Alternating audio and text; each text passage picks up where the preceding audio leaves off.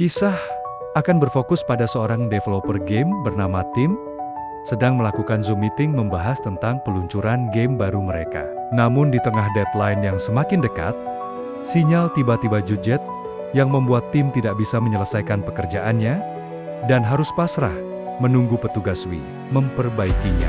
Ketika sedang menunggu, itulah Tim kembali teringat dengan bayangan masa lalu tentang dirinya dan sang istri saat mereka harus kehilangan anak pertama akibat mengalami keguguran.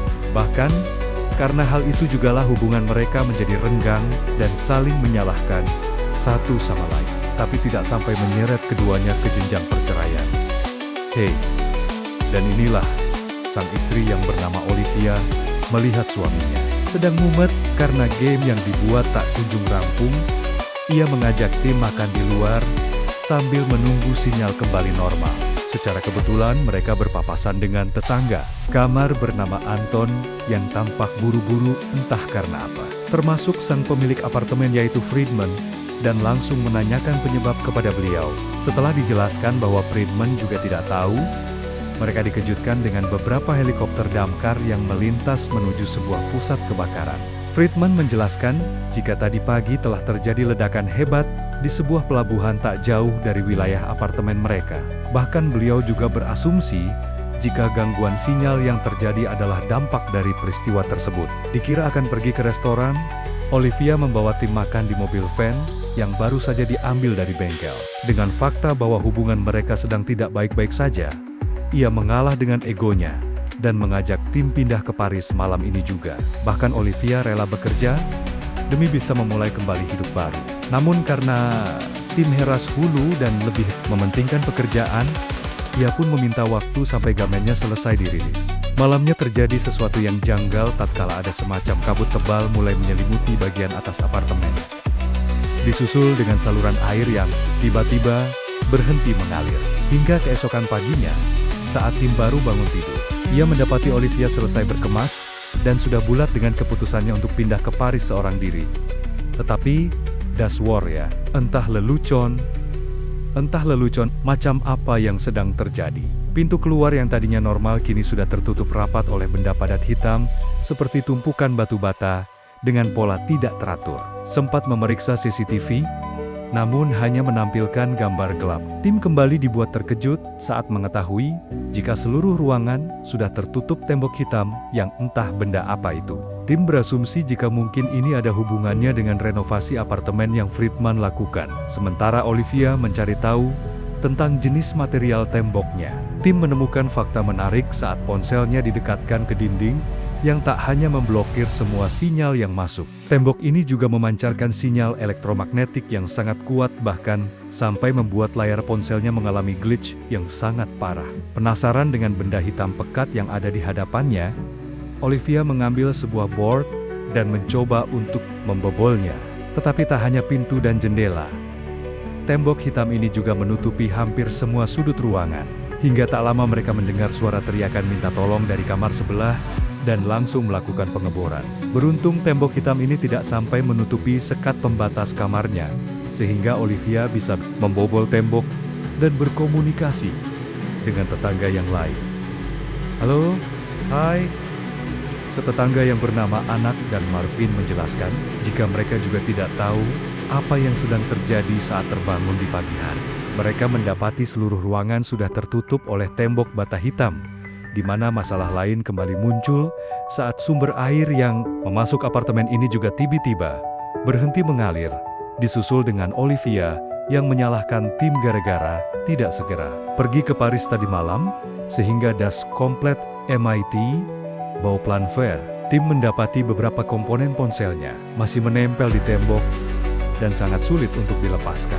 Olivia yang penasaran pun langsung mengambil beberapa alat dapur untuk ditempelkan, di mana mereka menyimpulkan jika tembok ini terbuat dari semacam material magnetik dengan 4 titik yang memiliki tarikan paling kuat. Dan tiba-tiba kocah-kocah, ya, tembok itu langsung bereaksi saat ada besi yang menempel dan memantulkannya dengan gaya tekan sangat kuat. Beruntung, Tim keburu menyadari hal tersebut dan berhasil menyelamatkan Olivia. Namun akibat kejadian barusan, Olivia harus mengalami luka akibat terkena beberapa serpihan tajam. Tak lama mereka mendengar Anne yang berteriak minta tolong. Sehingga dengan cepat, Tim dan Olivia membongkar tembok sekat pembatas dan mendapati anak sudah terbujur lemas di pinggir kasur. Entah apa yang baru saja terjadi, Marvin tiba-tiba muncul dari belakang dan menyerang Tim yang sedang lengah. Sehingga setelah dijelaskan bahwa Marvin tak sengaja menyerang anak akibat pengaruh obat yang dikonsumsi Olivia dan memutuskan untuk mengikatnya dengan selotip sampai pengaruh obatnya hilang. Sementara para ladies akan berjaga di ruang tamu. Tim mulai menyusuri seluruh ruangan untuk mencari petunjuk atau benda lain yang bisa mereka gunakan untuk menghancurkan tembok hitamnya. Gagal dengan martil, Olivia baru ingat jika di bawah apartemen ini terdapat bank rahasia bekas Perang Dunia Kedua yang terhubung langsung ke jaringan metro alias jalan raya lama yang sudah tak terpakai. Namun, untuk bisa sampai ke sana, mereka harus membongkar sekitar 4 lantai dari kamar Marvin saat ini. Dan, ya, tim dikejutkan oleh tuan kamar yang bernama Oswald dan cucunya, yaitu Lee. Tim meminta maaf karena telah menghancurkan atap kamarnya. Hal itu terpaksa tim lakukan demi bisa pergi ke bank rahasia yang ternyata Allwatt juga sudah mengetahuinya. Sambil menunggu Marvin selesai membongkar, Lee bercerita, jika tadi subuh saat dirinya pergi ke toilet, pintu dan jendela kamarnya terlihat masih normal-normal saja. Namun saat keluar, tembok hitam itu sudah menutupi semua sudut ruangan. Saat sedang menunggu itulah, tim tak sengaja menemukan detektor asap yang di dalamnya terdapat sebuah kamera kecil. Azo menegaskan jika ia juga baru mengetahui hal itu dan Friedman lah orang yang sudah memasangnya, sehingga tim langsung memeriksa semua detektor asap yang ada di OTT apartemen dan mendapati semua alatnya sudah terpasang kamera. Curiga jika Friedman adalah dalang dari semua ini. Olivia menunjukkan lokasi kamar beliau yang kebetulan bersebelahan dengan kamar milik Oswald. Selesai membongkar sekat pembatas, mereka dikejutkan dengan penemuan mayat Friedman. Sudah bersimbah darah dengan kedua lengan yang hilang entah kemana, termasuk ponsel miliknya yang masih menyala dalam keadaan mode kamera. Entah apa yang Friedman lakukan dengan foto-foto tembok hitamnya. Marvin kembali melanjutkan pembongkaran dan berhasil masuk ke lantai bawah, yaitu kamarnya si Anton, alias tetangga tim yang di awal film sempat saling sapa dengan mereka. Tak lama muncullah seorang penghuni asing bernama Yuri yang mengaku sebagai sahabat dekat Anton dan sudah beberapa hari menginap di apartemen ini. Dari berita yang Yuri dapatkan, tembok hitam ini adalah sistem keamanan yang sengaja pemerintah bangun demi melindungi warga kota dari serangan kontaminasi yang sedang terjadi di luar. Entah kontaminasi dan bahaya apa yang Yuri maksud. Ia juga memberitahu jika Anton sudah tewas akibat alat pacu jantungnya tiba-tiba berhenti saat berada di dekat tembok hitam. Dan inilah bunker yang dimaksud. Mereka pun bisa sedikit bernapas lega, karena apa yang Olivia katakan tentang bunker ini ada benar adanya. Menggunakan martil yang sedari tadi mereka bawa, Olivia mulai menghancurkan besi gembok penghalang agar bisa secepatnya keluar dari sini. Tapi tebak apa yang mereka temukan di luar? Ya, tak hanya menutupi apartemen, tembok hitam ini juga menebus tanah dan menghalangi pintu keluar bunkernya. Muak dengan semua kebuntuan yang mereka alami, Marvin merebut palu dan memukil-mukilkannya pada tembok. Padahal jelas-jelas itu percuma saja, di mana aksinya seketika terhenti saat si kakek menenangkan Marvin sambil menundukkan pistolnya. Tetapi ya, tim lupa memberitahu jika tembok hitamnya dapat memantulkan segala jenis benda logam dengan daya pantul yang sangat kuat, sehingga si kakek yang tidak sempat menghindar pun tewas akibat satu peluru yang bersarang tepat di dadanya. Dengan fakta bahwa tak ada jalan keluar selain mengetahui cara membuka tembok hitamnya, tim mengajak Marvin dan anak kembali ke kamar Friedman untuk mencari petunjuk. Sementara Olivia dan Lee, mereka akan melakukan pencarian di kamar Anton. Tak lama, Lee menemukan beberapa sketsa berisi gambar dari tembok hitamnya, termasuk kartu nama Anton yang merupakan seorang programmer di perusahaan bernama Epsilon Nano Defense. Nano Defense Epsilon Nano Defense Program.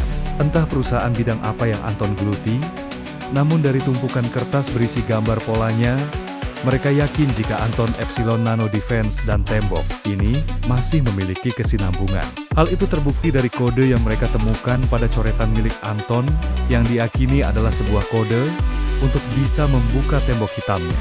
Meski kodenya sudah ditemukan, tetap saja mereka tidak tahu cara menggunakannya. Sempat terpikir untuk mengorek petunjuk dari laptop dan ponsel milik Anton. Hal itu percuma saja, karena semuanya sudah rusak.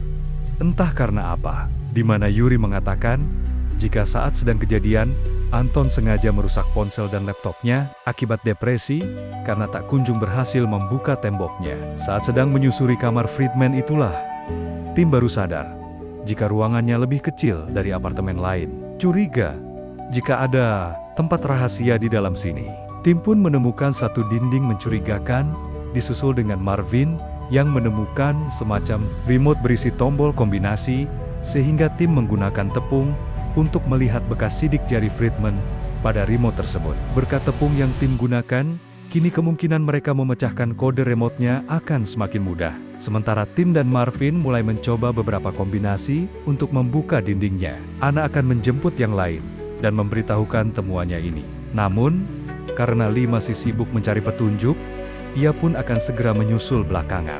Dan inilah ruang rahasia milik Friedman. Terdapat banyak sekali monitor CCTV yang digunakan untuk menguntit para penghuni apartemen. Namun yang jadi pertanyaan adalah, jika Friedman memang dalang dari semua ini, bagaimana ia bisa tewas lebih dulu? Dan di mana bekas kedua potongan tangannya berada? Dengan cepat tim memeriksa satu persatu rekaman untuk melihat bagaimana tembok hitam ini bisa muncul secara tiba-tiba dan menutup semua apartemen dalam waktu singkat. Di mana tim akan sangat dibuat terkejut dengan teknologi canggih yang baru saja ia lihat. Karena ternyata tembok hitam ini terbentuk dari jutaan partikel nanomagnetik yang menyatu seperti sebuah hologram dan membentuk tembok padat seperti yang mereka lihat saat ini. Di saat yang sama di lantai bawah, Lee yang penasaran dengan kematian Anton mulai membuka sial di lehernya dan menemukan memar bekas cekikan yang entah siapa pelakunya. Tapi saat tim sedang memeriksa CCTV di kamar Anton, mereka baru sadar jika Yuri tidak ada di sana. Marvin yang mulai curiga jika ada yang tidak beres dengan Yuri pun segera pergi ke kamar Anton untuk memeriksa keadaan Lee Yuri. Dan benar saja, Marvin mendapati Yuri sedang membakar semua sketsa Anton dan mencoba menghilangkan petunjuk, termasuk Lee, yang kini sudah membujur kaku tak bernyawa.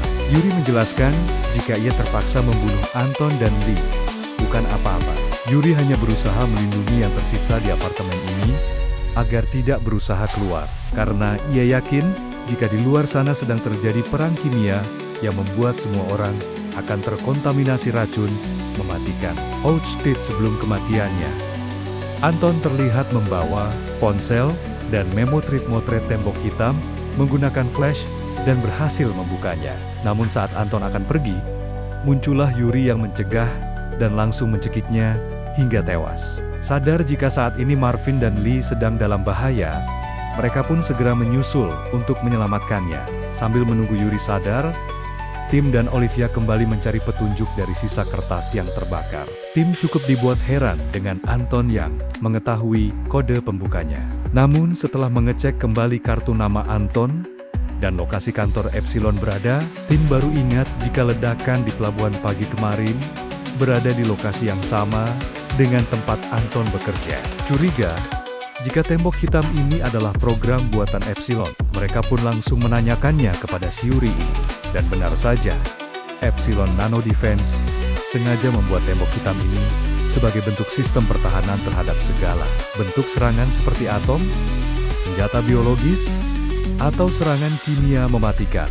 Berbeda dengan Yuri yang meyakini bahwa saat ini di luar sedang terjadi peperangan. Anton justru menganggap jika ini adalah malfungsi sistem akibat dampak dari ledakan yang terjadi di pelabuhan. Sehingga ketika Anton berhasil membukanya dan akan mengkonfirmasi langsung pada pihak perusahaan, Yuri yang sejak awal parnoan pun dengan tega membunuh Anton hanya demi keselamatannya sendiri. Globstein Ernst Fall. Heilut. Ich Glob.